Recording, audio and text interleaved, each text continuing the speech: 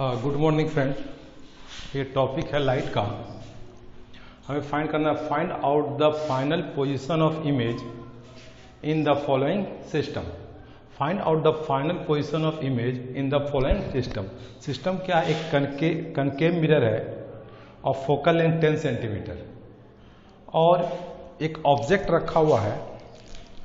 Object का position है concave mirror के पोल से 15 सेंटीमीटर के डिस्टेंस पे उसका पोजीशन रखा गया है।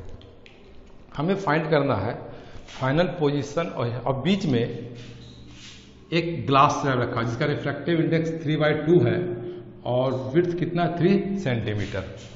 तो हमको इमेज निकालना है, इमेज का फाइनल पोजीशन। तो क्या होगा? तो देखिएगा, लाइट इस ग्लास स्लैब से जाएगा, फिर ग्लास स्लैब के बाद जाने के बाद मिरर से टकराएगा। मिरर पे क्या होगा? इस स्लैब में क्या होगा? रिफ्रैक्शन फार्मूला होगा, रिफ्रैक्शन होगा। फिर इस स्लैब के बाद वो जा करके मिरर से टकराएगा। मिरर में क्या होगा? रिफ्लेक्शन होगा। रिफ्लेक्शन होने के बाद फिर बैक आएगा, फिर इस ग्लास से क्या होगा? फिर रिफ्रैक्शन का फार्मूला होगा, फिर फाइनल इमेज कहीं पे बनेगा। तो यहाँ पे देखिए दो बार ग्लास स्लैब से क्रॉस कर रहा है, एक बार जाते समय और एक बार आते समय, और मिरर पे एक बार रिफ्लेक्शन हो रहा है। तो हम लोग हर का पोजीशन निकाल के देख लेते हैं। तो सबसे पहले ऑब्जेक्ट ओ पोजीशन पे है, 15 सेंटीमीटर पे ग्लास स्लैब है। अगर ये ग्लास स्लैब नहीं होता, मान लीजिए अगर ये ग्लास स्लैब नहीं होता, तो ग्लास स्लैब नहीं होता तो मिरर फॉर्म जब लगाते तो वहां पर direct U is equal to हम लोग पुट करते, U is equal to put करते -15 सेंटीमीटर, -15 सेंटीमीटर पुट कर, क्योंकि डिस्टेंस 15 सेंटीमीटर है। लेकिन बीच में ग्लास स्लैब डाल दिया गया। तो ग्लास स्लैब क्या करता है? ऑब्जेक्ट को ग्लास स्लैब की ओर क्या करेगा? वो शिफ्ट कर देगा। कितने शिफ्ट करेगा? और ये हमको फॉर्मूला पता है, shift due to glass slab, shift due to glass slab. और ये हमको पता है T to 1 - 1/μ, ये फॉर्मूला होता है।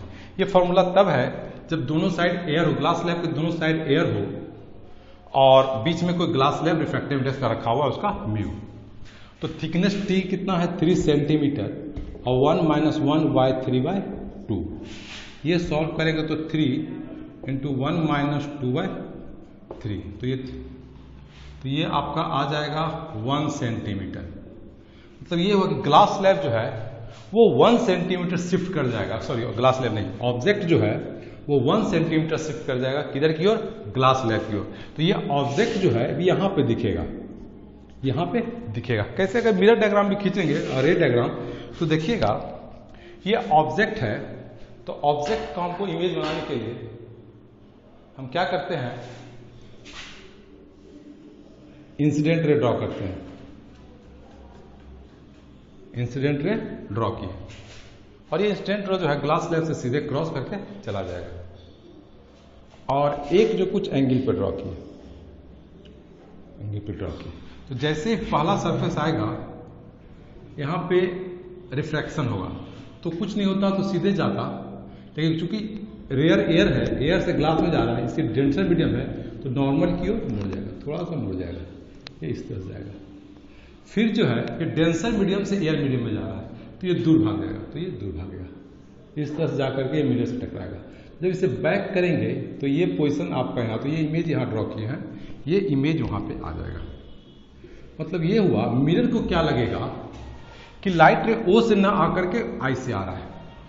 ये जो इमेज बना किसके द्वारा? ये ग्लास स्लैब के द्वारा जो शिफ्ट हुआ, ये अब इमेज जो होगा मिरर के लिए क्या काम करेगा? ऑब्जेक्ट का काम करेगा। और ये कितना का शिफ्ट हुआ? ओ आई शिफ्ट हुआ, ओ से पोजीशन आई चला गया, ये 1 सेंटीमीटर हुआ। तो 1 सेंटीमीटर जब हुआ तो टोटल यहां से यहां 15 सेंटीमीटर, यहां से यहां 15 सेंटीमीटर, 1 सेंटीमीटर का शिफ्ट हो गया। तो अब ये डिस्टेंस कितना बचेगा मिरर के लिए? तो फॉर मिरर के लिए U is equal to -14 centimetre, क्योंकि 1 सेंटीमीटर से चला गया 14 centimetre. F is equal to -10 centimetre. तो V इज इक्वल टू हमें पता है UF by U plus F, sorry U minus F। तो ये हो जाएगा -14 × -10 डिवाइडेड बाय -14 - -10। तो ये आपका हो जाएगा 140 डिवाइडेड बाय आपका हो जाएगा -4, तो ये करेंगे तो -35 सेंटीमीटर। तो मिरर के द्वारा जो इमेज बनेगा वो -35 सेंटीमीटर पे होगा। लेकिन हमको पता है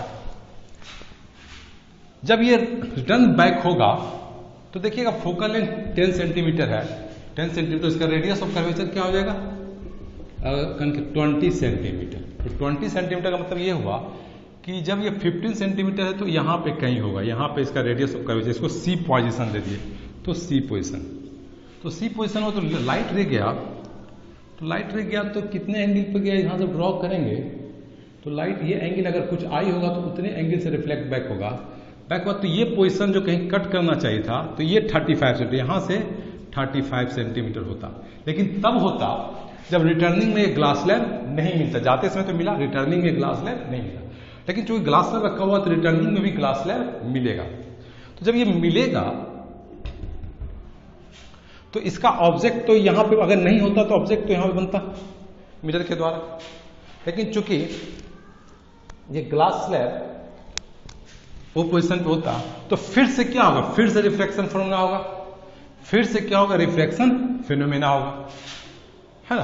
तो फिर रिफ्लेक्शन फिनोमेना होगा तो ये ऑब्जेक्ट जो है जिस तरह से जाते से जब देख रहे ऑब्जेक्ट क्या होगा, फिर से कुछ शिफ्ट होगा, शिफ्ट का पोजीशन तो इतना ही होगा 1 सेंटीमीटर ही होगा। अब हमको फाइंड करना है कि 1 सेंटीमीटर क्लोज होगा या नजदीक होगा, 1 सेंटीमीटर क्लोज होगा या नजदीक होगा। तो देखिएगा ये रे आया, ये रेयरर से डेंसर मीडियम में है, तो नॉर्मल से क्या होगा, डेंसर मीडियम तो नॉर्मल की ओर मुड़ जाएगा, तो ये रे जो इधर की ओर जा रहा था वो ऊपर की ओर जाएगा, ऊपर की ओर जाएगा। और फिर जैसे यहाँ पे पहुंचेगा, जैसे यहाँ पहुंचेगा तो इसको ऊपर जाना चाहिए, ये जो है रे फिर डेंसर मीडियम से रेयरर मीडियम, डेंसर मीडियम से रेयर मीडियम में आ रहा है, डेंसर मीडियम से तो नॉर्मल से दूर भाग, नॉर्मल से दूर भाग गया। तो ये देखिएगा रे जो है थोड़ा सा नीचे की ओर शिफ्ट, थोड़ा सा नीचे नहीं मतलब 1 सेंटीमीटर से ही वो पीछे की ओर से, अगर ये नहीं होता तो 35 सेंटीमीटर पे इसका इमेज बनता, लेकिन चूंकि ये फिर से रिटर्निंग में फिर से आ गया तो ये 1 सेंटीमीटर फिर पीछे चला जाएगा, तो ये 35 ना होकर के क्या हो जाएगा 34 सेंटीमीटर। तो हम लोग फाइनल इमेज हम लोग लिख सकते हैं, फाइनल इमेज